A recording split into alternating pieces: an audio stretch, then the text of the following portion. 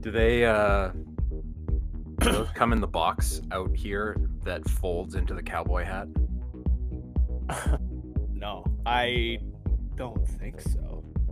I mean, I'm sure you could fold the box into a cowboy hat if you really wanted to.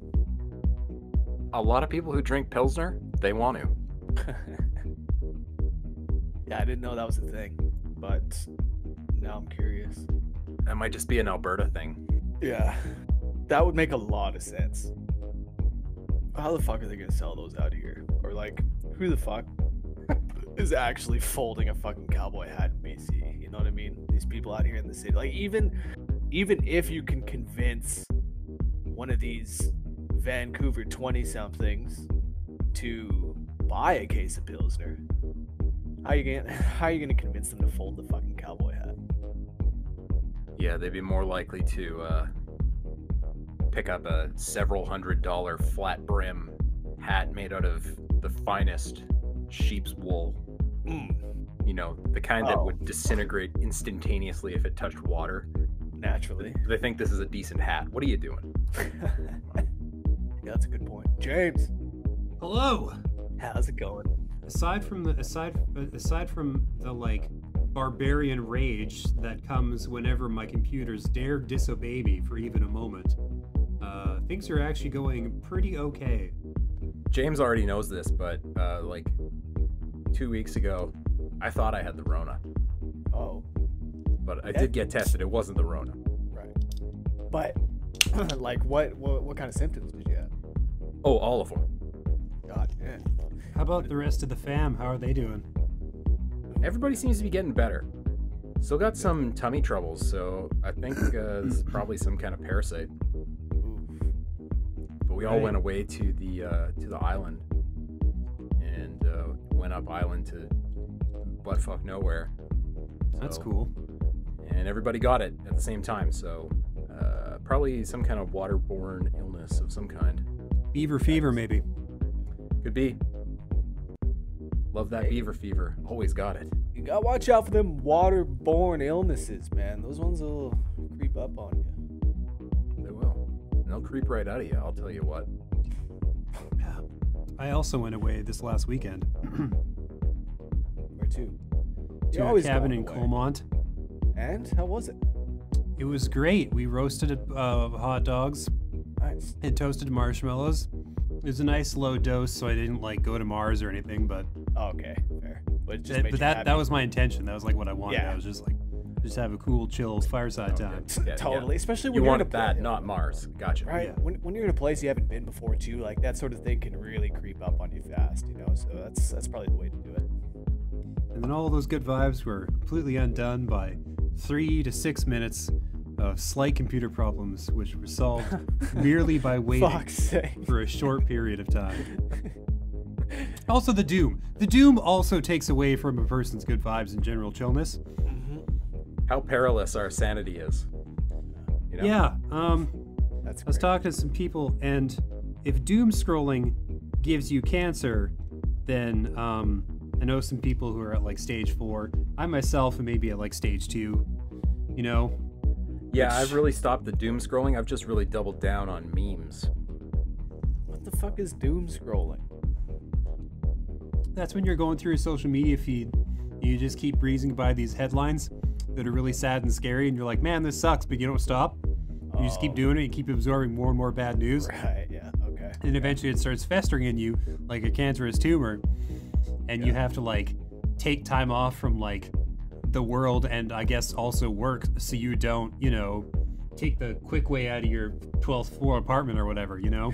I feel you on that one. Actually, I dipped into an Ask Reddit question today that was like, or waiters and waitresses of Reddit, what was the worst like stand-up experience you've seen, like somebody getting stood up by a date?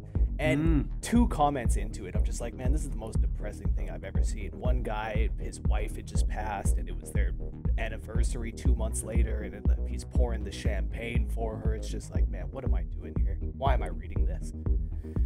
Fuck. If you want to go even farther down that rabbit hole, there's a multi-Reddit that collects all of the Reddit drama subreddits into one place. It's just an infinite scroll of like our relationships and Oh, just nonsense. Am I the asshole? Yeah. All those. Oh, The answer is yes, you are. Yeah. Yeah, if you feel unsure enough to ask, chances are you are indeed the asshole. At least partly. Yeah. Yeah. Fuck. Hey everybody, welcome to Press X to Podcast for the week of September 21st, 2020. This is episode 320. I'm your host, Paul. Alongside me today, I've got my best video gaming buddies. That's James and Rhett. Hello, hello, hello, good people of the video game universe. It's good to be back once again. Another We're 2 here. weeks have passed. Yeah. We can't be stopped. No. Ain't nothing can stop us. Absolutely not. No amount of doom scrolling, which we No, were that's talking right. about just before the show. Fuck the doom scrolling. I just found out what that was for the first time. I don't like it. I don't like it. You realized quickly that you had indeed been doing that. Man, I try to stay off the social media as best I can, you know. Mm-hmm. Mm-hmm. Yeah. It's hard. realistically. It's hard right now. But no doubt. But to your point, yes, when I'm on there, yeah, no, I'll doom scroll a little bit. Yeah, man. I mean, it's tough out there. Mm-hmm. But I'll tell you what's tough as anything. That's Microsoft's credit rating. Wow. Because Yep. they spent $7.5 billion on buying Bethesda. They just bought Bethesda. Wow. All of it. 8 Yeah, studios. For a point of comparison, just to give you an idea of how big an ask this is, Disney spent $4 billion to buy all of Star Wars. Yeah. Yeah. And like $3 billion on all of Marvel. Yeah. So Bethesda was worth more than Marvel and Star Wars to Microsoft. So let's like break it down. What did Microsoft actually get with this $7.5 billion? Because they purchased not just Bethesda, but they purchased ZeniMax, which is the overlords of Bethesda and all their other subsidiaries. So they got Bethesda Softworks, they got Arcane, they got all those Bethesda adjacent studios, they got id, they got all that tech that goes along with id, like the id Tech engine. Never mind the IP, which includes The Elder Scrolls, Fallout, Doom, Wolfenstein, Dishonored. Like, it goes on and on and on. This is an insane amount of content and a huge, huge ad for Xbox. Holy shit, yes. I remember when they first started talking about, like, I think it was like in 2019 or something, I think, when they were talking about, oh, we're going to start buying up studios because we want to make sure that everybody gets to play a lot of games and that we own all of them. Mm-hmm. And we thought, oh, that's cute, Microsoft, that's cool. Looks like you got Avalanche, that's pretty neat. And then they turn around and buy fucking Bethesda. Yeah. When they started buying studios and one of them was like Compulsion Games, you guys are missing the point. What you're missing is the big budget, the big talent. And, well, they got some big talent. They sure did.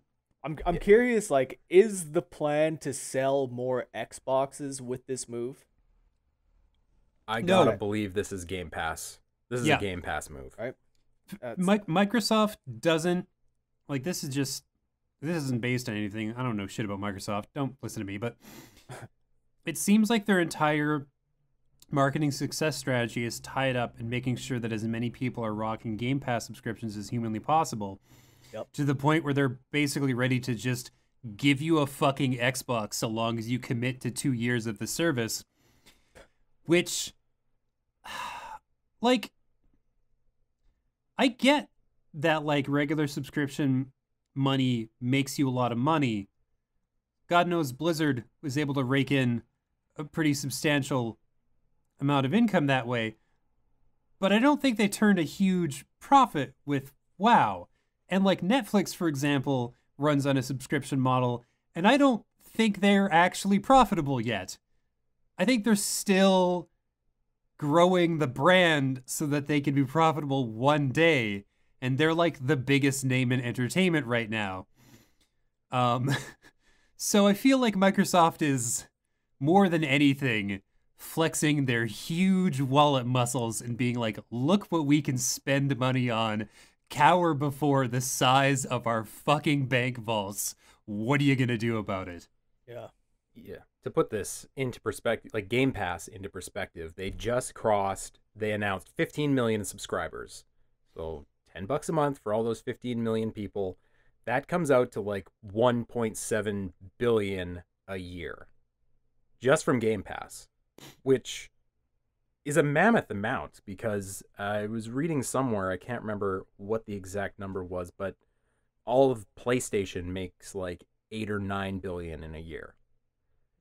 So Game Pass having grown to the scope that it's at right now is pretty crazy. And adding additional content like this is just going to make it grow even further. Like, how high can this go? I think arguably Game Pass could be bigger than Netflix. Sure. And it's a tiny part of a company that already makes lots of money. Yeah, if all this stuff is going to be on Game Pass, I'll subscribe. I'll do whatever it takes to make sure I have that subscription. And Phil did say that all of the Bethesda games when they come out will be on Game Pass. Right. And so, but if I'm getting hit with Doom as well, and right, and like Fallout, Wolfenstein, Elder Scrolls, Wolfenstein, yeah, my goodness. Yep. They did say also that because Bethesda has recently made a couple commitments to Sony as far as console exclusivity goes, that being Deathloop and Ghostwire Tokyo, and they said that both those things will still happen. They will still come out on PlayStation at least first. Right, so that's the other thing, though, is like, I have no concerns about these games coming out on other consoles. I think Microsoft, they've kind of laid down the groundwork with Minecraft in that they take a cut off of every digital copy sold on the PlayStation Network or on the Nintendo eShop. And this is a big company first and foremost, they're about the dollar first and foremost. So I would imagine that you're going to be seeing Fallout for many, many years on Sony systems. You're going to be seeing Elder Scrolls on, you'll probably see the next Elder Scrolls on the next Nintendo system, I would imagine. Anytime anybody's like, oh, it's only going to be on this console, like 90% of the time, what they actually mean is it's only going to be on this console for like 6 months. Yeah. And then we're going to do other platforms because we like money. And like, that's fine, but just, be upfront about it. Just, sure, 100%. You're all Scrooge McDuck. Like, we know it's coming. We know it's fucking coming. So, yeah, be upfront about it. Yeah, I do think most things will end up coming to multiple platforms, but I wouldn't be surprised to see them keep a few key things as Xbox PC exclusives. For sure. Hard to say what those would be. Probably the ones that are most Xbox adjacent. Like, I could maybe see that being Elder Scrolls, since they have that track record of Morrowind coming out on Xbox and Oblivion leading the charge on the 360. I could see them making that choice at least for a couple of years. But Skyrim changed the game with the Elder Scrolls. Skyrim has come out on everything, including your smart fridge. Yeah, so, maybe Starfield then, since that's a new IP and Xbox desperately needs exclusive IP content. Yeah, I think that's a safe bet, fair bet. I don't think they really need a lot of exclusives if they're putting shit out day one on Game Pass. I don't think they ever need to have exclusive IPs again if they're putting shit out day one on Game Pass. I think they win that race by default. They win a race. Yeah. Because I've seen people online being like, this is so amazing. If you don't want to spend the $70 American it's going to cost to buy these games on PlayStation, you can get it for almost nothing a month on Game Pass, which Okay. Not to be the sour Sandra of this conversation, but anytime people talk about Game Pass, they talk about how there's like 100 games out for it. And they were talking about how there's 100 games out for Game Pass when the service first launched. Am I to understand that games like Netflix shows eventually vanish from that service? Yes, they do. Oh yeah. Okay. Yeah, most of the big ones rotate in and out, especially the third-party ones. Like Red Dead Redemption 2 just left not that long ago. But most of the core Microsoft ones seem to stick around, like Master Chief Collection, Oh yeah, Gears of Wars. yeah, Those you'll are always find- on there. Yeah, you'll find Forza on there always. Yeah. Okay, so like, it could be that for people who like to actually own things, something like Game Pass doesn't hold any power over them. And it's only for transitional, who gives a shit about owning stuff kind of people, or, you know, people who are pretty broke, that's going to really appeal to, which is admittedly a significant section of the gaming population. I myself am not as committed to owning things forever as I used to be. I'm, changing as I get older. Yeah. The one thing that kind of bothers me about the Game Pass model that is, if you do become someone that gets invested in a game and you're playing it quite a bit and it leaves Game Pass, but you're the kind of person who also bought horse armor, you suddenly have horse armor that you can't play without doling out cash for the actual product, despite having, quote unquote, paid for the product through Game Pass, which is kind of a weird place to put your customers in. Yeah. I think they're kind of hoping that people don't get wise to that trade-off, right? Where they're like, oh, it's so cheap. Hopefully you don't pay attention to the fact that 100 games number never really moves, and it's always going to be 100. So if we introduce something new, something old inevitably leaves. Mm-hmm. And like, I think it's going to work pretty well. I think a lot of people are going to be pretty up for it. They're going to be ready to hop on board that ship. I'd also say though, that number doesn't mean much when. I mean, last time I was on Game Pass, there were 75 games that I would never play. And I know that's just me, but I'm sure that many other people feel the same way. What does hundreds of games mean when a lot of it are old Xbox arcade games? I have shit on Steam that I've never opened one time that I bought years ago. Mm-hmm. So like, for a lot of people, I think the promise of having tons of games doesn't really mean anything because you need time to play those things, Yeah. When it came out, for sure, there was certainly a lot of those less interesting games. But looking at the list now, it is pretty strong top to bottom. Like, you got the most recent Destiny 2 DLC and all the rest of Destiny 2, Resident Evil 7, nice. The last Ace Combat game, Alan Wake is on there. Oh, that's cool. Astroneer, which is a cool game, Arkham Knight, all those rare games, Battletoads, Blair Witch. There's lots and lots of games that everybody can play. And I know for myself, I'm on there like once a month, and I on the store, and download 6 or 7 things that are new. That maybe I touch and maybe I don't, but they are there. Yeah. I agree with James. I really do.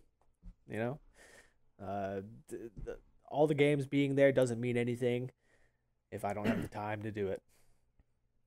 That's also something that I've heard out of the mouths of Microsoft people quite a bit lately as well, is how do they deal with that?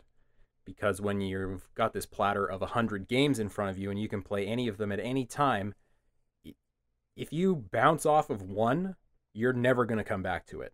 So making games really, really sticky and interesting and fun right up front is something they've become super invested in, and something they talked about quite a bit for Gears 5, as they wanted it to be engaging immediately and have people, stick with it for the duration of the game because there's so much freaking content in there. Whether it was successful specifically in that game, I don't know. But it is something they're at least thinking about. Yeah. And I don't know, the problem of like stimulus overload and like the overpresence of video games is definitely not a uniquely Microsoft problem. Like it's as well as being a horrible issue in PC, even like PlayStation has managed to create this problem for me, even just by offering 2 games a month through like PlayStation Plus. It's too many. Even that is too many. It's just because they're all like huge 60-hour monstrosities. I'm like, fuck you, man. I don't have the time. Yeah, they got some good shit on there. Finally, PUBG came to the PS Plus deals. Oh, thank God. This month, yeah. I've always wanted to try PUBG. We'll see. I'm sure. Sign me up for the shittiest version of an overplayed, exhausted fucking trope. Oh, please pump it right into my fucking veins. 100%. Please, just get it in. Yeah, what else did they have? They had Street Fighter 5 on there this month as well. Yeah, I don't have the time to learn that either. Mm-mm. But I'll definitely do some, punch kick once in a while. I can be convinced. Yeah, not very well. Oh, hell no. No. Not online. Oh. Against the training dummy, maybe. Yeah. My roommate plays a lot of Street Fighter 5, and the people online take that shit very seriously. Yeah. You could say that. Very, very seriously. The other thing this past couple of weeks, we know the price of the PS5. Thank God. Finally. And as a lot of people expected, except for the people who were like, no, it's going to be $600, it came out at $399 for the digital version and $499 for the disced edition. Yeah, $399 for the digital, man. Very fair. Very fair. I think that's going to make a lot of people happy. Great price. Yep. Absolutely. And it's like the same console except without a disc drive, basically, right? Totally. Like, I got to go with the disc version just because I feel like I don't want to be shut out from collector's editions for an entire generation, Every now and then something cool comes out that I'm like, oh yeah, the MGS5 collector's edition. I wanted that. Yeah. So I think I'm gonna go with the more expensive one. But I mean, the more expensive one isn't that bad either. Yeah. And for people who are on a budget, if you're looking at the digital PS5 versus the Series S, it's not that much of a monetary jump for what is quote unquote the full fat next gen experience. Twice as much storage and something that is not compromised in any way. Not that the Series S is super compromised, but you're not going to be left behind. It's not going to be the first thing that falls off the turnip truck. Yeah. So I thought maybe we'd cover the rest of that little PS5 showcase because they showed some stuff.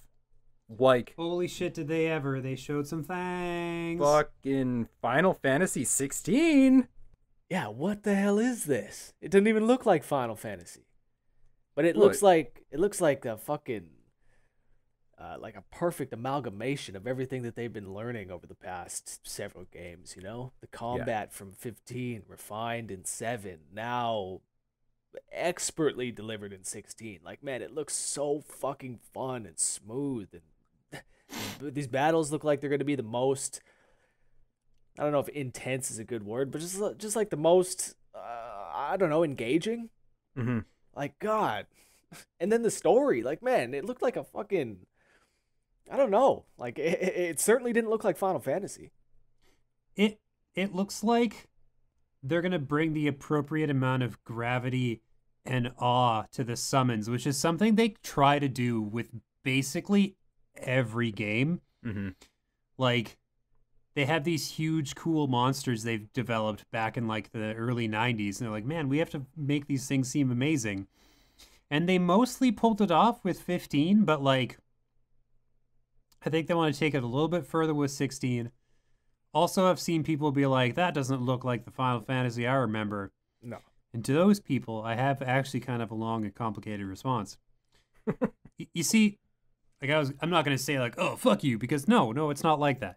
Basically, the Final Fantasy team decided really early on that turn-based combat is for chumps.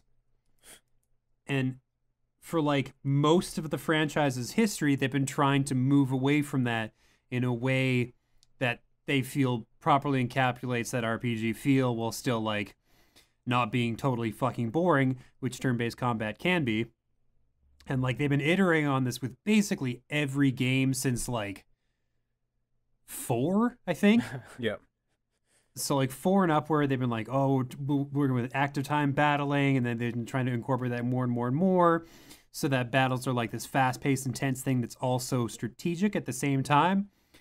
And I don't know for sure, but based on every game that's come before it, I have to assume that 16 is going to be a further evolution of this core idea, which is something that's been happening slowly but surely, again, since the early 90s. And for people who are like, I want it to be like it was, and I'm like, they don't, and the fans don't. Or like the Japanese fans. But for those people, there are other games. Yeah, There's like games like Octopath Traveler, which is an outstanding turn-based game. Holy shit, is it ever. Bravely Default is another great example of them like finding that good middle ground for fast-paced turn-based battles. Like that's where the people who want to keep making those kinds of games go, is to some of the side studios to make like Bravely Default and Octopath, and like just like really terrible phone games, but they make a new one like every 6 months. Yeah. Like people forget about this, but A, the mobile market in Japan is huge, and B, there are so many Final Fantasy mobile games, so many, it's unbelievable. Like you could like run out of space in your goddamn phone just installing all of them. Also your credit card, that would suffer too, but it's fine. But yeah, like the combat might seem like a departure, but it's the like continuous granular evolution of an idea they've had for like decades.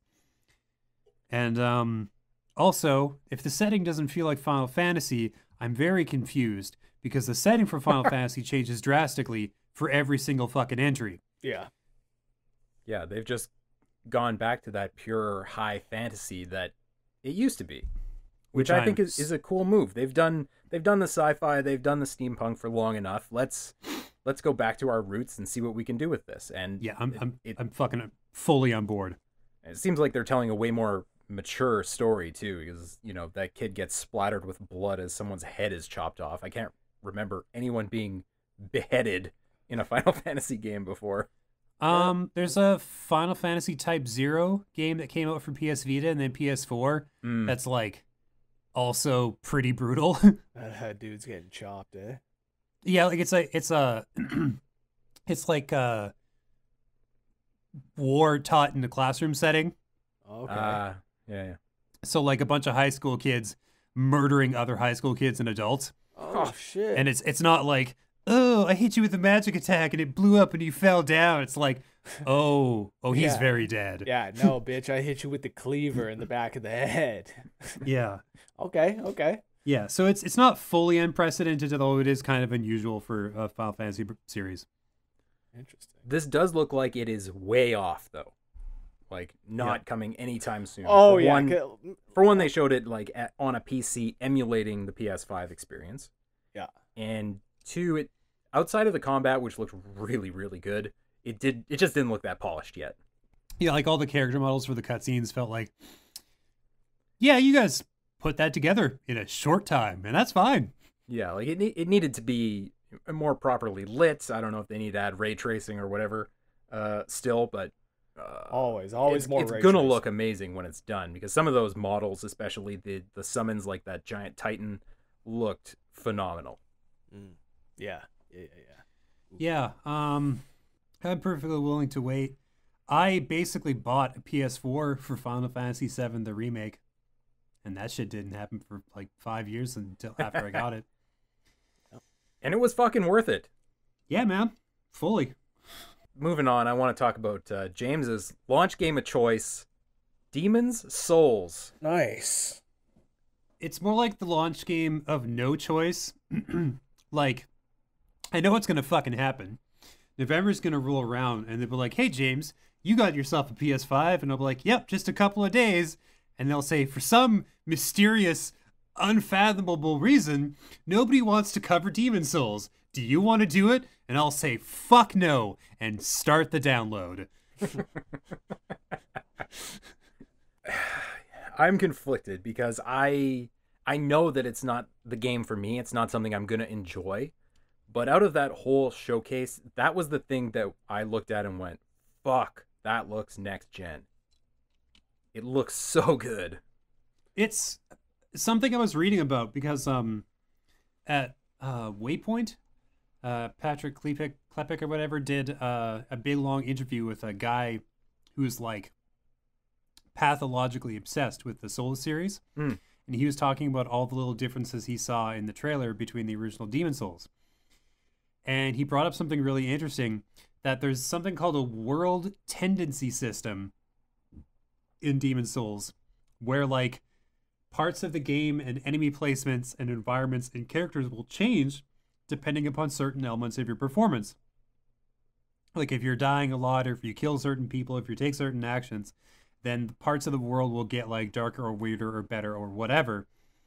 And I think that's something that has a lot of potential to be really cool. I'm conflicted about what the combat's going to be like, because it's a remake, so presumably it'll have more modern, smoother, faster, flashier fucking combat. But Bluepoint, the studio handling it, is kind of known for like really faithful, perfect recreations of the original product. Yeah. And I feel like maybe the like terrifying, nonsensical, brutalist game design philosophy that went into Demon's Souls, because this was before the company found a full-time publisher, and before like, because it was just Atlas that did Demon's Souls. Like those are just the people you go to when you're like, well, we need somebody to publish this tiny niche Japanese game. And like, they had no blueprint yet for the series, so they made all these like confusing, punishing, violent design decisions that just were served only to like alienate the player and make them feel small and weak and helpless in a large, scary world. And like, fucking man, I don't know if y'all are ready for that shit. I know that I'm not. But Yeah. I'm really curious to see if you're right, and if they did follow that really faithful recreation, or if, because now this is kind of going to be Sony's one of their two big launch titles, are they going to make some concessions? Are there going to be more accessibility options, or even, God forbid, difficulty options? If they do that, they will immediately and irreparably alienate a massive chunk of the install base. I mean, they did say that they have fine-tuned the game to make sure it remains fresh and appeals to new users accustomed to modern controls and experiences. Whether that means less skilled players remains to be seen. You know? I don't know. That reads to me as, we gonna fuck you up. We're gonna fuck you up. Yeah, in this way, yeah, we hope Demon's Souls is both parts new and familiar, welcoming to veterans and newcomers alike. Yeah, fucking right. I don't have... See, here's the important thing. The guys who make the Souls games are convinced, like almost religiously, that they make the games that anybody can beat, given a little time and patience and perseverance. Yeah, That's their design philosophy. Like, oh no, anybody can beat these games. You just have to put in the work. And to them I say, yes, theoretically. Yeah. Also, fuck you. But, you know, because it's unfathomable time and impossible work. And I just... But you know what? It is. It's a very bold move to make a Souls game a launch title. Well, thankfully they are putting it alongside probably one of the most accessible action titles and characters in any universe, that being Spider-Man. Fuck yeah. Because who doesn't love to just web sling around? Even if you are no good at the combat, just flying around the city is pretty much a good time. Yeah, web swinging with no loading as well. That's really what they've been boasting about with these new Spider-Man games, is that it's going to be instantaneous loading. Boom, boom, boom. Yeah. Really looking forward to that. I mean, I think Insomniac did a pretty outstanding job with the original in terms of hiding where things were loading in. Yeah. If you really got close and started picking apart things, you could see where stuff was popping in as you swung through the city. Mm-hmm. But, from a grand scale, it wasn't that apparent. So I'm really curious to see, because they haven't really shown what that looks like up to now. They did some combat and they did some walking around, but we haven't seen a good long web slinging. Yeah, I hope that this generation solves, and I think that it will from everything that they've been saying. Yeah. But I hope that this generation solves the issue of, like, if you're on top of the Empire State Building and you look down, there are maybe 2 cars that are driving along the street, like all those assets, like people and vehicles and stuff like that.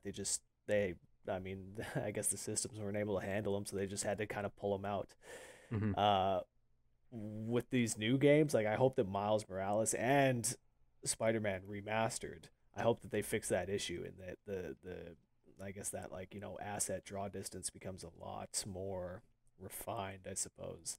There was a big problem in GTA as well. You'd go up into your penthouse and you'd look outside, and it was so frustrating because that was in the trailer. You'd be in your penthouse and outside there would be fucking cars ripping down the highway and jets flying overhead and all this shit happening on, but you look outside and it was just an empty world. So I really hope that is fixed with these new Spider-Man games.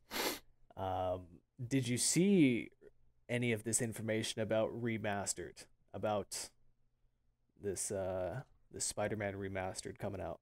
Yeah, for the unaware, you can play the PS4 version of Spider-Man on the PS5 with the backwards compatibility, boost mode, or whatever.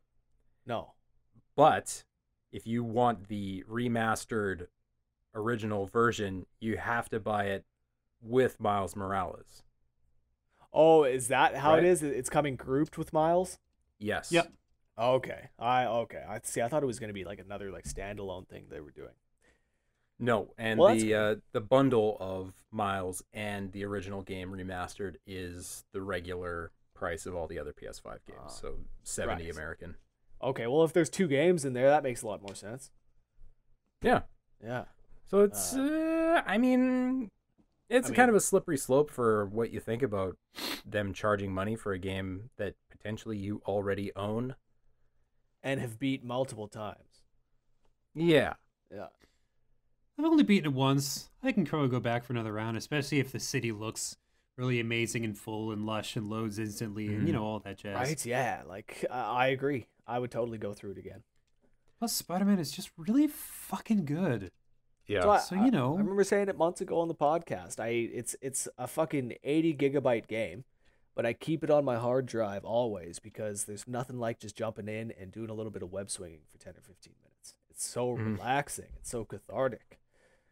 What did you guys think of what they showed of Miles? He looks really cool and relatable and, like, earnest. And I got super emotional. I got all pumped up and hyped and choked and just, like, so fucking ready to dive into this world. And he was on screen for, like, just a couple minutes of screen time, doing a couple things, saving a couple of cars and plummeting into the water. I was just like, man, this fucking kid just got so much heart. I love him already. I want to protect him. I want him to protect the city. You know what I mean? Like, I was so there immediately. Yeah, I thought it looked like more of the same, to be honest. Man, do you mean, like, what do I think of Miles the character, or what do I think of what they've shown off of this game? I mean, of the game, but of the character as well. Well, Miles is a fine character, absolutely. But it's more the same of what we saw in the first game. Like I don't think that Miles the new game looks any better than Spider-Man PS4. I know it'll. I think if better. you put them side by side, you would see the differences a little more readily. But I agree with you that from a distance, just watching them play the game, I'm like, yep, this looks like Spider-Man. Right. Yeah, He's just got way more particles and stuff happening sure, all over the 100%. place. But yeah, like as far as the character goes, it's just more of the same. It's just Spider-Man. He's just flipping around. I think. I don't think he has any more heart than Peter did. I think in terms of gameplay, the real benefits, the upgrades, the cool new shit, I think that's not going to be readily apparent until people get some like proper hands-on time of the game. And then we'll get, because like before then, you're right, Red. It just looks like more Spider-Man. But I should say as well, like I'm not saying that is a bad thing, because I think the Spider-Man PS4 was fucking amazing. So like more of the same is not a bad thing by any means. I do really like that it feels like they're bringing some of that swagger and some of that flavor from the Spider-Verse version of Miles to this game, just in how they've styled some of the trailer music and things. It's got a little bit of that swag that movie had, which I find incredibly attractive because that's such a rad movie. Oh God, is Nick Cage Spider-Man not the greatest Spider-Man ever? Oh yeah, he's got to be. Right. He's right up there. Yeah, no, Spider-Verse is really cool. What else did we see? We saw that Hogwarts Unleashed, Hogwarts Unlimited. Yeah. Remember when this footage, like literally this trailer leaked like a year ago? Yep. You guys remember that? Yeah. that shot that they have like coming into the fucking like the hall where they all eat, and the camera's like swooping in and going across the floor. Man, that's the exact same shot that was leaked like a year ago. It's funny. The game looks good though. I mean, if you're a Harry Potter fan, if you're like an RPG fan, if you're a fan of I was talking to my roommate about it. If you're a fan of Bully, I think that this game looks pretty cool. You know, being on the grounds, going to classes, being a student. I love that sort of thing. If it's like an open world kind of mechanic in the same way a Bully was, or a Bully was driven by, yeah, I think Hogwarts could be pretty cool. Yeah, I think it looks pretty good. Though I have a stinking feeling that this is a game as a service kind of thing. Oh fuck. Just the way they were talking about going off on adventures with your pals and learning stuff at the school. I was like, it might be that. There might be just all kinds of, factions to earn rep for, and collectibles to collect, and materials to material, and that seems like a lot, but also it also looks like a really cool world. So I think they can pull it off. I know they've been working on it for a hell of a long time. So yeah, hopefully I think it's going to deliver. I think much of its success and popularity is going to hinge on whether or not there are 4 different storylines. There's 4 houses. There's got to be 4 different playthroughs of this game. Otherwise, it's just not going to feel like you're in the world of Harry Potter, I think. You're not genuinely in the world, at least. Well, I mean, there will be 2 playthroughs, and there will be 2 kind of... yeah, fair. You know what I'm saying? Very fair. Hufflepuff, baby, all the way. No, I think it's going to be... You bite that tongue. I think it's going to be a beautiful-looking game with some whack-ass bullshit gameplay. And also, I think that J.K. Rowling can go fuck herself in an alley forever and ever until the day her fucking bits rot off and she loses access to the genitals she doesn't deserve. I fucking hate her so much. She does have some opinions, doesn't she? Yeah, she's a scum-sucking troll who doesn't deserve another red cent from myself or anybody else on Earth. But she'll keep making billions of dollars because that's the way the world works. But it would make me feel better if the game turns out to be like beautiful but fully fucking shallow when it does release. That's all I'm saying. I would appreciate that if it just happened to suck. But I mean, for hardcore Harry Potter fans who try to divorce the art from the artist, then they will probably buy it anyway, so it doesn't really matter if it's good or not. That is extra true. Yeah. Speaking of things that will get bought anyways, regardless of quality, Call of Duty Cold War. Looks kind of good, I guess. I like it, man. It does look The good. set It does pieces look good. look fun. Like, yeah, if you're a COD fan, it's looking like another good year. You know, last year was pretty good, and this year is looking like more of the same. It's not reinventing the wheel. Oh God, have they ever? No, but They've reinvented the wheel with Call of Duty 4 and then never again. yeah. They did it then, and they were like, no, this is good, Yeah, guys. we got it. We're sticking with this. Yeah, I remember that COD 4 just blew up, and everybody was so into it. And yeah, you're right. They never looked back. And Cold War is looking good, man. But I will say, Cold War is looking good. I like what they're doing. I feel like over the past few years, they've tried. I know that their stories have not been great, but I feel like they've at least tried to write something, you know, that's a bit more compelling. Yeah, the Black Ops stories have been good, and this is a Black Ops game, so Yeah. you know, it should be all right. I mean, good for a Call of Duty game, I would say. Yeah. You know? So, yeah, no, I'm looking forward to this. I'm looking forward to this for sure. I'm interested to see how they're going to implement Warzone into this now as well, because Warzone fucking brought this franchise back from the dead, really. So, And yeah. I don't know if they do, or if they just kind of leave that as its own thing. Well, they've already said that Warzone will be a part of Cold War. Oh, did But, they? I missed yeah, but I mean, like, I can't imagine they'd be bringing the same map over. You know, I'm sure it'll be like an all new Warzone experience. I would hope. I would hope at that. least. You say that now, Right? Like, if they release the old map as like, you know, free DLC down the line, sure. But if they're launching free DLC, free can you hear yourself? but if they're launching with the old map, yeah, that's a problem. That's a problem, no doubt. Man, the fucking maniacal laughter. That's good shit. It's Activision. Yeah. Nothing is Yeah, free. Yeah, you can't. Activision doesn't give shit away. What are you talking about? Yeah, fair enough. Fair enough. And Yeah. last but not least, unless you had something to say, James. No, I was just gonna say Activision and Blizzard teaming up is like the two most like predatory minded. It's a match made in hell. Anyway, Yeah, sure is. A match made in Ragnarok. That's God of War 2. Woo. Hey, they showed nothing, but I bet They it's showed going to nothing, be yeah, amazing. I was actually upset at how little they showed. I mean, and of course, come on. But yeah. I mean, if you look back on the rest of the show, what they'd already shown, they'd already dropped Final Fantasy 16, huge bombshell, all that other stuff. They didn't need to show anything.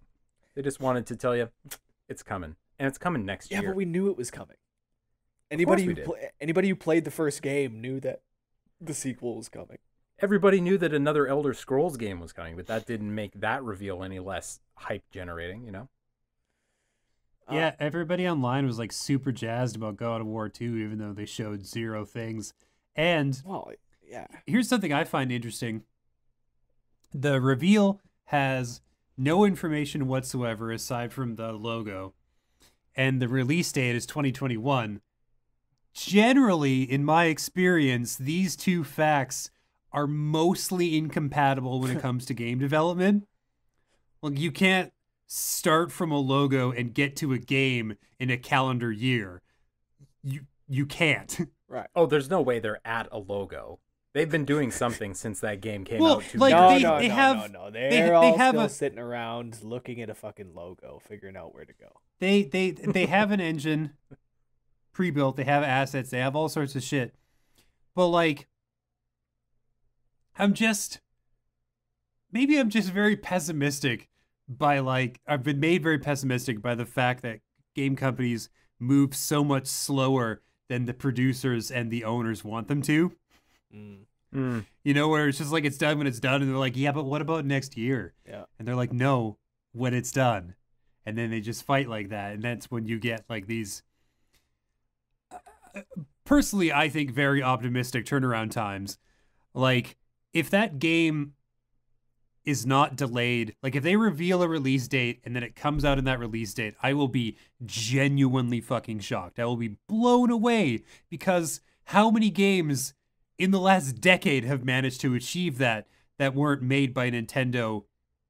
I would argue that Sony count. games are right up there with sticking to their release date. Outside of The Last of Us 2, which got pushed fucking 36 times, pretty much everything else has dropped when they said it would. Square Enix, heads up, so bad at sticking to release dates it's embarrassing. Oh yeah, I think that's why they obviously didn't show a date for that one. But that thing's 2022 or later. Yeah. Who fucking knows?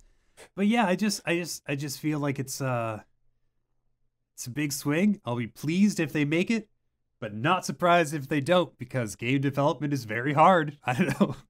Yeah, it is. What is also apparently incredibly hard, if not impossible, is to coordinate the launch of pre-orders of a console without either fucking up the communications completely, a la PlayStation, or completely breaking the entire internet, a la Microsoft. Yeah. Oh, good stuff. Yeah. The the PlayStation pre-order situation was a bit of a fucking mess, wasn't it? I have entered my information into several different outlets. Hopefully I'll be hearing back regarding a pre-order. As far as your boy getting a PS5 come November, it's looking pretty dire. But it sounds like, James, you'll be getting one. Yeah. So somebody put up a link for the source. I went to that link. I got a PS5. Nice. That was kind of it. Yep. Same here. Very straightforward. I found the PS5 process incredibly painless from my perspective, because there were no bots to steal all the consoles and break all the sites. Excellent. It just kind of happened one afternoon. I clicked not the the link. right afternoon, but it happened. Yeah, the wrong afternoon. I don't know. Was there like a key communications person who was sick that day at Sony, because they didn't send out any emails or anything? It was a complete mess after that showcase. They just bungled all the things that they should have had nailed down. Like, is Spider-Man coming out on day one? Because you said 2020 earlier in the show. Those things should have been really easy to squash, and they did not do a good job in this case. I think as far as pre-orders go, my guess would be that one retailer was like, but let's do it today and jump the gun. And then every other retailer was like, let's also do it today, so we don't lose out on any customers. Yeah. Well, we for sure want to sell out. We better put it up. Yeah. That's Walmart even had that cheeky ass fucking tweet where it's like, tomorrow, yeah, how about today? It's just like, hey, fuck you. Yeah. I mean,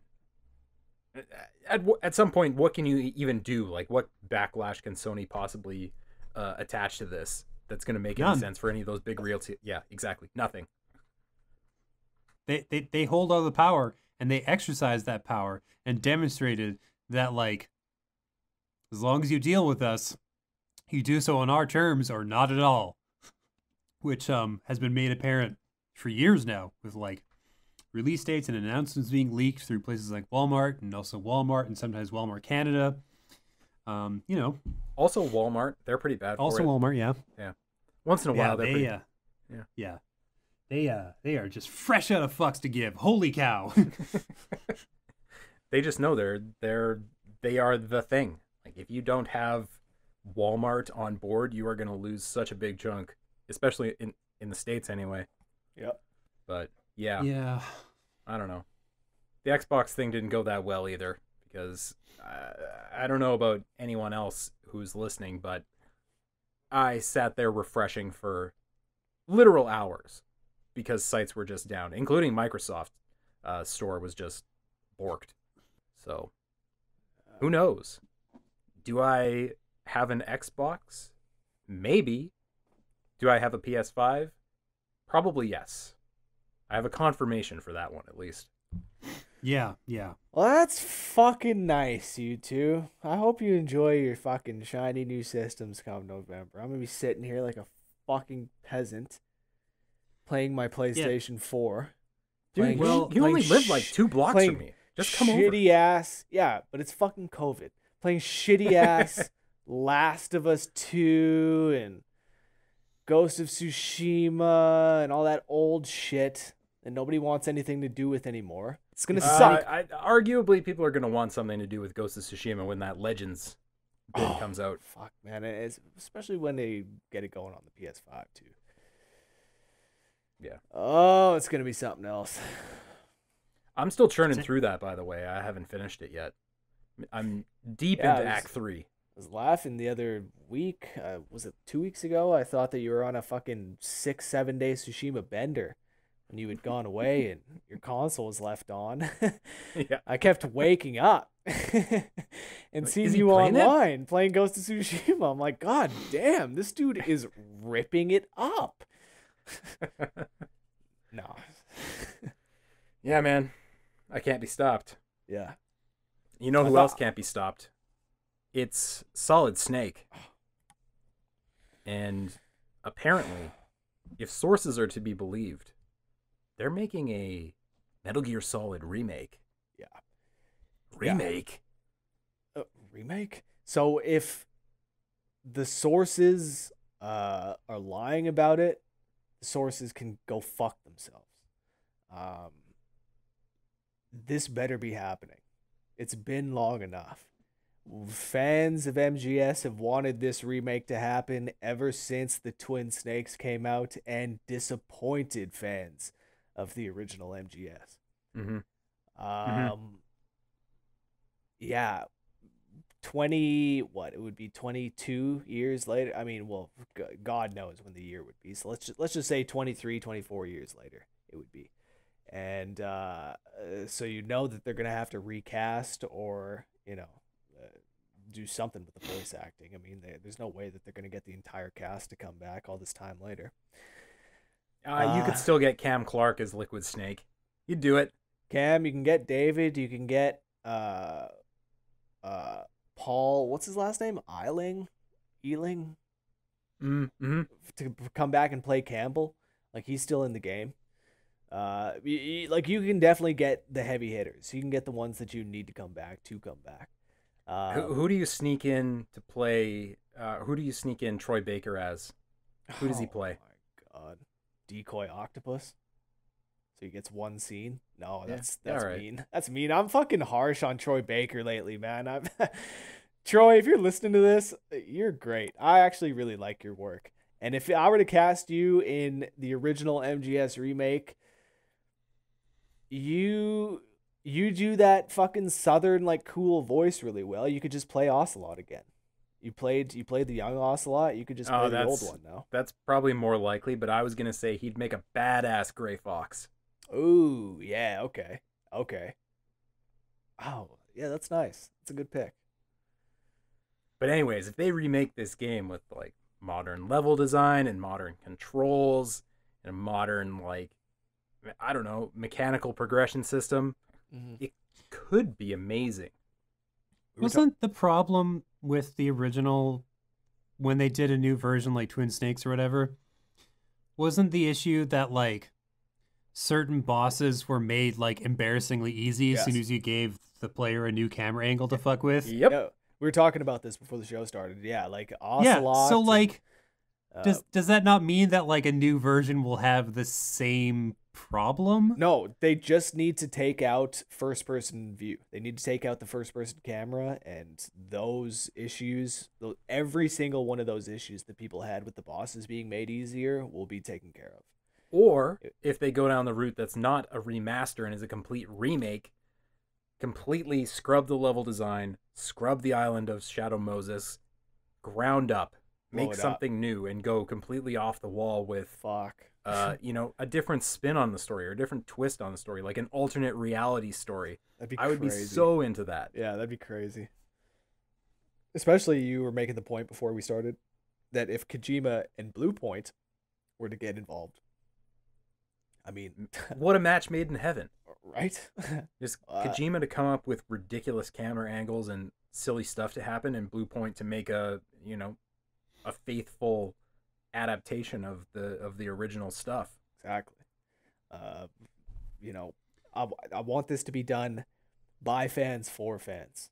The people making this game now, they're going to be the guys that grew up on MGS, and I think that it's just going to be a wonderfully faithful reimagining, recreation, whatever route they want to take. I have faith in this. I have so much more faith in this than I did the Twin Snakes. My problem is that Konami presumably will still be involved. And if Konami's involved, Kojima probably won't be. And if Kojima's not involved, then they can't really do anything new with the story without it coming across as like fan fiction. Oh yeah, it's Metal Gear Survive type bullshit, or Yeah, even and like Revengeance. Metal Gear Solid is already a series of weird, long, overly complicated love letters to like Western cinema. You can't run that through a secondary filter of like somebody trying to emulate Kojima, because you get something too awful to look at directly. Oh yeah. And that's no shade on whoever they get to do this. It's just that like you're asking them to do something difficult at best, impossible at worst, that like, his is not really a style you can emulate because his is a style rooted in emulation. And yeah, no. yeah, Paul, I don't see him coming back. Weren't you saying though that there are some rumors that Konami wants to sell the IP? That's a key point that Rhett and I already talked about, and we decided not to bring up again. Is that there have been some rumblings that Sony might be interested in acquiring or at least licensing a lot of Konami's IP. There's always the rumors about Silent Hill. There's these now rumors about Metal Gear. I'm sure they would love to do a take on Castlevania. So if that's the case and Konami is just out of the way except as the IP holder, that kind of leaves Sony open to, utilize that connection they've got with Kojima and a bunch of other studios and maybe go off the rails. Fair enough. And then as well, they definitely did mention that MGS 2, 3, and 4 would be getting some sort of remaster treatment. Mm-hmm. If this remake were to happen, I don't know, like they didn't specify if it was going to be like a collection of games. I can't imagine that all 4 of these would be in the same package. But I mean, if they are, that's a hell of a deal. But yeah, 2, 3, and 4, they did say would be getting some sort of remastering at least. Just not a remake in the way that MGS is apparently, apparently is being done or apparently is being worked on. See, that would be kind of weird because like you'd have the 2, 3, and 4 that are just like upscaled but still looking pretty dated, and then MGS 1 just looking like super hot and like full-throated like ray tracing power. You're like, oh, this first game is amazing. I can't wait to play the sequel. And it's just womp, womp, I mean, honestly, like 3 still holds up. I think 3 still looks pretty fucking good. 2 looks good as well. Just the character models look a little bit plastic-like, I guess you could say. And then like 4 looks amazing still. 4 is gonna look amazing for a long, long time, I think. That's like Resident Evil, though. They remake 1 or 2 of those, and the rest of the series still kind of looks like trash. So if they remake 1 and it's successful, I can't imagine that they wouldn't continue that process. Yeah. And remake the other ones over the course of the lifespan of the console. Yeah. Yeah, especially like we were saying it. If MGS comes out, and it will, if this remake is true, if this actually happens, it's going to come out. It's going to do amazingly well. It's going to sell millions of units, I think. And the green light for 2, 3, and 4, they'll get it. It'll be a thing. Yeah. Yeah. We can hope, man. In the same way that RE did, you know? RE2 came out and was a massive success. And now we got 3. I'm sure we're going to get, if not Code Veronica, RE4 next. And so on and so forth. You know, guys, I just realized we didn't actually talk about the games we've been playing. Because there was just news. There was so much news. It was a big week. That Xbox buying Bethesda news was huge. Yeah, a little bit. Yeah. But also this week, Super Mario 3D All-Stars came out, right? It did. James, you've been playing it, right? I have. Is it good? Yeah, it's weird because it's basically just the 3 games cleaned up resolution-wise so they play properly on modern televisions.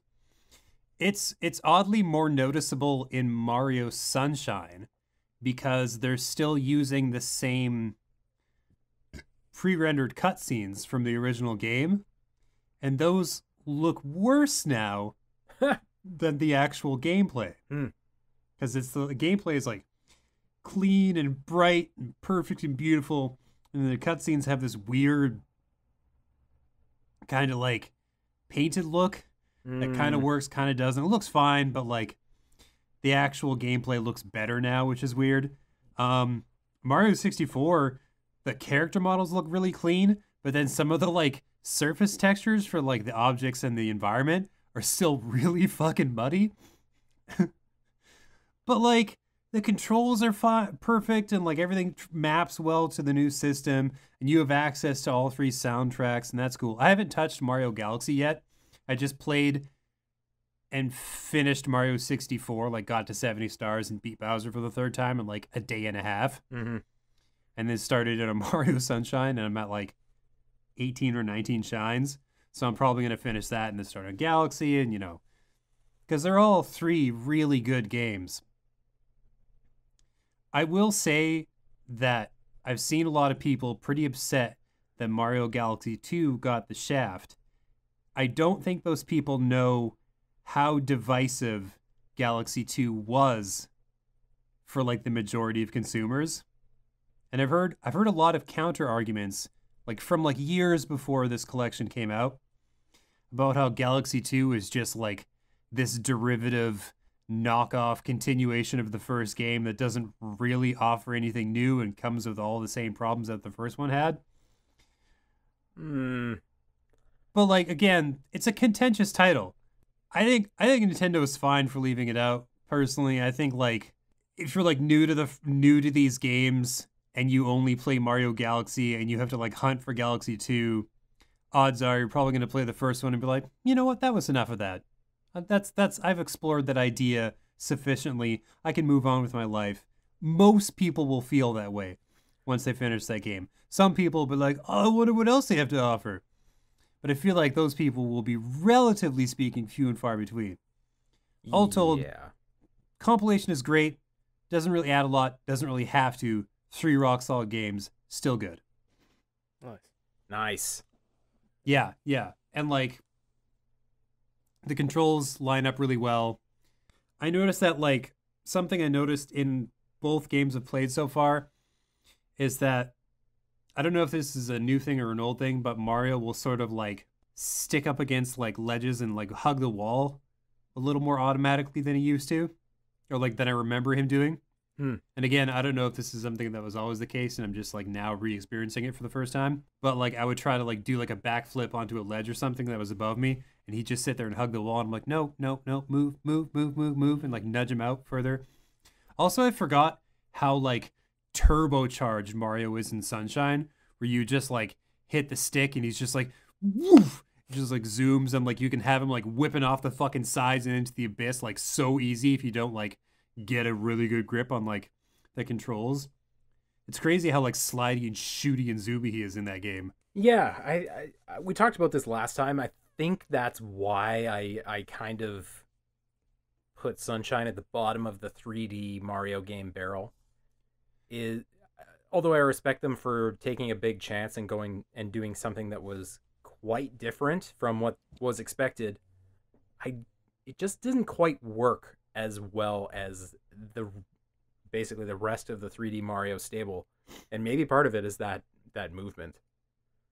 I think it's more suited to like a speed running like type of gameplay, because like they do this in some of the like the 2D versions too, where like a dominant play style that's kind of built into the engine is you moving crazy fast through every stage.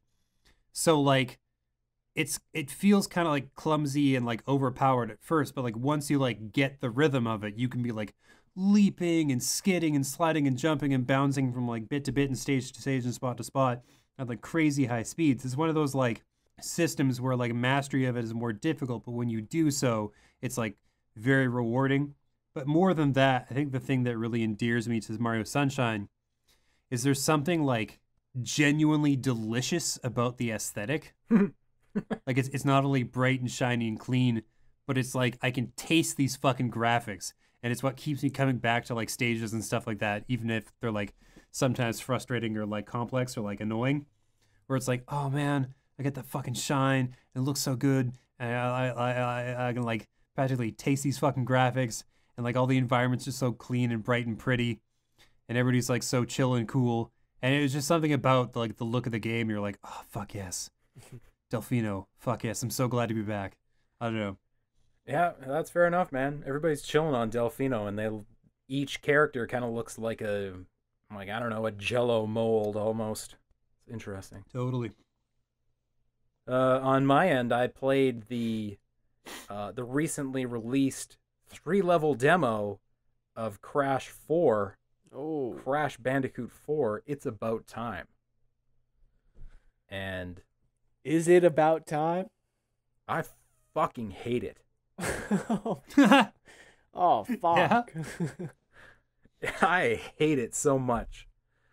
God damn If it. you're a person that remembers Crash Bandicoot, any of the Crash Bandicoot games, you know what this game is about. You know, you're running away from the camera, you're running towards the camera, jumping over pits, going around things, spinning around and grabbing apples. Right? Yep. That's what I would have thought. Oh, fuck. But there are so many fucking mechanics. In the 3 levels that are in there, there's 3 completely different mechanics that are not explained in any way, shape, or form. Maybe they will be in the main game. But it's like, you grab a power-up and all of a sudden they say, just push a button to slow down time. Okay, that's fine. But then it stacks mechanics on top of that throughout the course of the level. And it's like the game just doesn't like you. It doesn't want you to have a nice time. And for me, the problem is that there was nothing wrong with the Crash Bandicoot formula, if that's the thing you were going after. But I feel they should have either stuck with that Crash formula and done that thing really well in a new style, or they should have taken Crash and put him into a new style of game with lots of mechanics and stuff. The two things just do not mesh well for me. But Crash wasn't always just running to and from the camera. Like there's side-scrolling. There's lots of stuff going on. Yeah.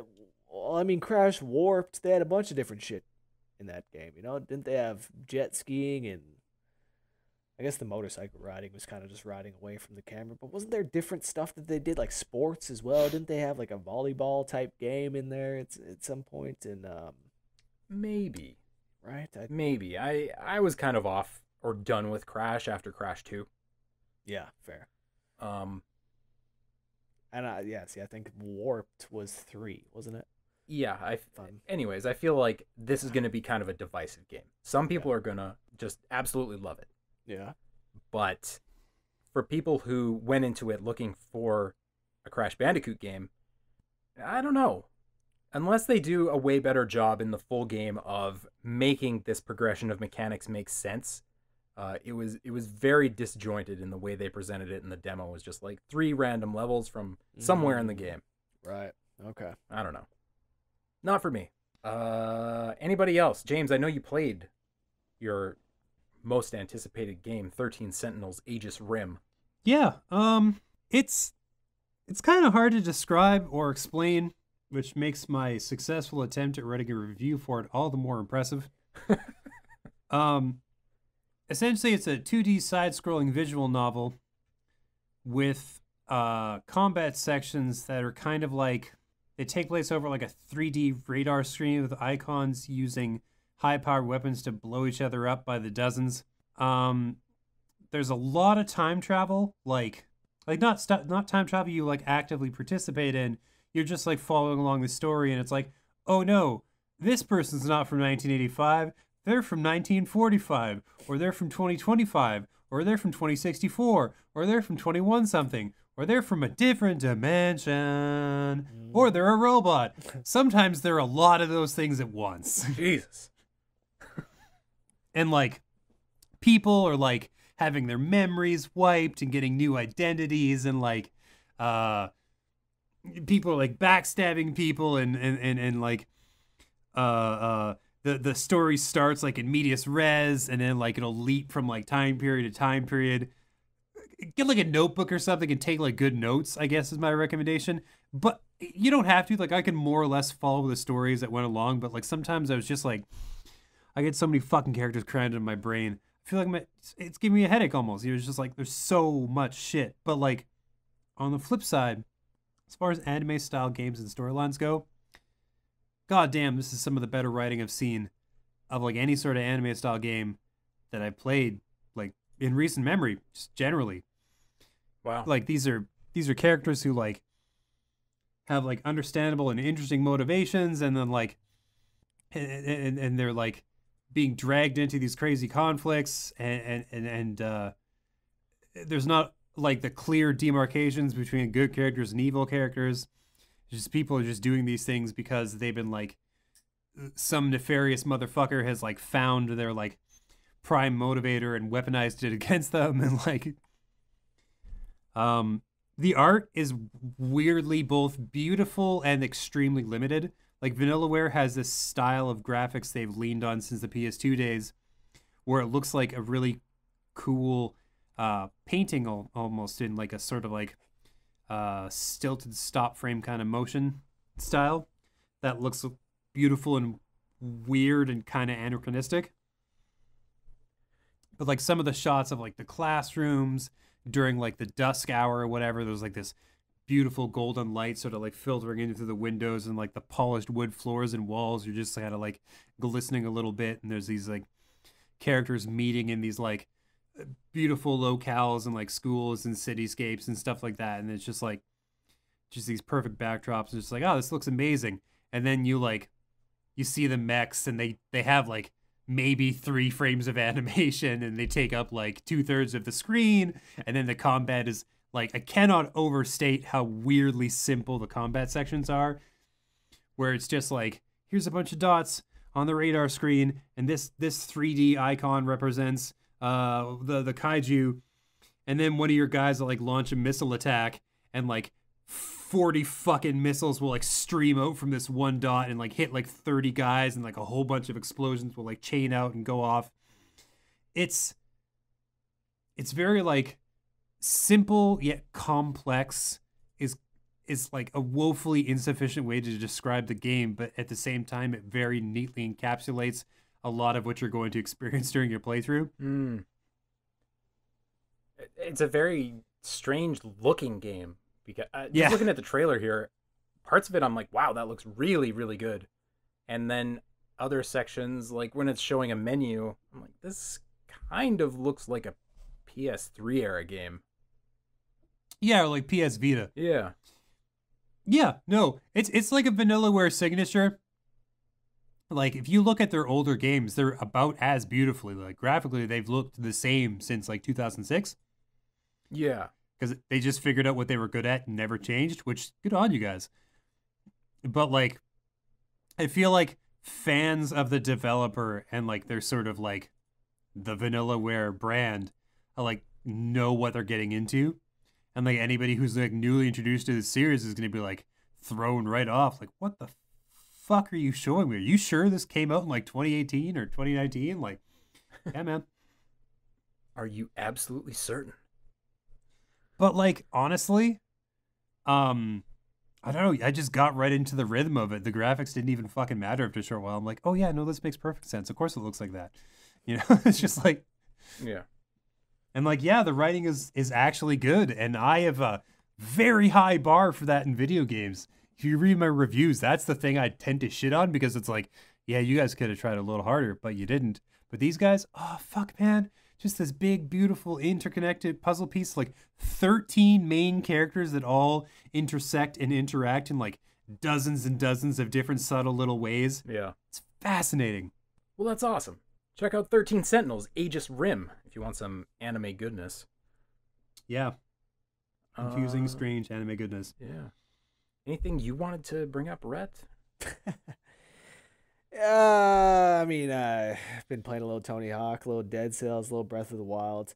Ooh. That's all very unimportant. What is important is, and I know people have been waiting for this, your boy finally hit day number 365 on his Red Dead Redemption 2 online streak. It's been a hell of a year turning this game on every day to time and time again be disappointed with what Rockstar is bringing to the table. Year 2, I don't know if I'm going to make it through. There needs to be much more out of Rockstar over the coming months if I'm going to be sticking around with this thing, because it's fucked. God damn it, dude. We agreed that you weren't going to bring this up. Oh. Fuck. I figured you get to day 365 and then that like sense of like hollow emptiness would steal over you and be like, nope. And then you just uninstall the game and we never hear about it again. I got to day 365 and I expected a fucking phone call from Rockstar saying, hey, thanks for sticking with the game this long. We know it sucks. Like, yeah, it sucks and there's no content. And apparently the online, I hear people talk about Red Dead 2 Online's environment, and they're not nearly as nice about it as you are. No, and you're like, Red's not being nice. That is true. I am being kind. The only thing that makes me kind of happy about it now over these past 365 days is I've accumulated actually like hundreds of dollars worth of gold. And like they sell their gold for like a ridiculous price on the PlayStation Store, and I've accumulated hundreds of dollars worth of it naturally. So I don't know. I'm happy about that. We'll see if I ever actually get to spend it on anything. Exactly. Yeah, exactly. Like, what can you do with the gold? Nothing. Well, I mean, you can buy everything in the game with the gold if you want. But I agree with you that like there needs to be more of a purpose for it. You know, being able to buy the Lancaster repeater with either, $500 or 25 gold, that's not enough. There needs to be more done with these fucking different levels of currency. But yeah, not to go on a fucking Red Dead tangent. We've been here a while. Fuck that game. Yeah. No. All right. You dig? Well, yeah, I guess we dig it. Yeah. We'll dig it. Yep. That's been Press X the Podcast, episode 320, week of September 21st, 2020. It's the one where we talked about that giant Xbox deal buying Bethesda. Also the one where we talked about the PlayStation 5 price and pre-order fuckery and Metal Gear Solid. We covered it all. Guys, we covered it all. It was a big news week. All the things. Big news week. Huge news week. And likely to continue for the foreseeable future as we approach these console launches, because there's still a lot of stuff that we don't know about these things. Like, what features do they have? We don't know. We do know that the PlayStation 5 disc version is going to be the largest home console ever. It's a thick boy. The dimensions were released. Yeah, it's apparently fucking massive. So prepare your entertainment centers. Yeah, it's bigger than the fat PS3. So. Oh yeah. Yeah, it's hefty. As long as I can lay out on its side, I don't give a shit. I got space to grow as far as that goes. But if they made me like like tower sit it or whatever. Like, fuck off, man. How about you, PlayStation, buy me a new entertainment center that accommodate this gargantuan fucking beast? Straight up. If they want to compete with the Microsoft, not only their Game Pass, but their financing that they've come up with the Series X, if they want to compete with that, I don't know, throwing a new home entertainment center in there, that'd be a nice start. Well, what I do know is we've been, Paul, Red, and James from COG Connected. James, who has room to grow in that one direction specifically. If you want your gaming news, reviews, previews, videos, features, all that stuff, head over to cogconnected.com. Head over to the YouTube, Twitter, Facebook, Instagram, and all the other stuff that we're on, and get all that stuff. Just gobble it up. Click on everything. We love it. Also, we'd be very grateful if you'd provide a review for this podcast. Just go and hit the 5 stars. That's the only one you need to know about. Write down how much you love it. We'd love you for that. We would. We would love each and every one of you for that. Both emotionally and psychologically, spiritually. Rhett, maybe physically? I can only have so many fake accounts giving us 5-star reviews. No, that's not true. That's not true. Rhett 1 2 3 4 5 6. All right, thanks for listening, everybody. We'll see you again in a couple weeks. Take care of yourselves. Take care of each other. We'll see you next time. Bye-bye. Bye-bye.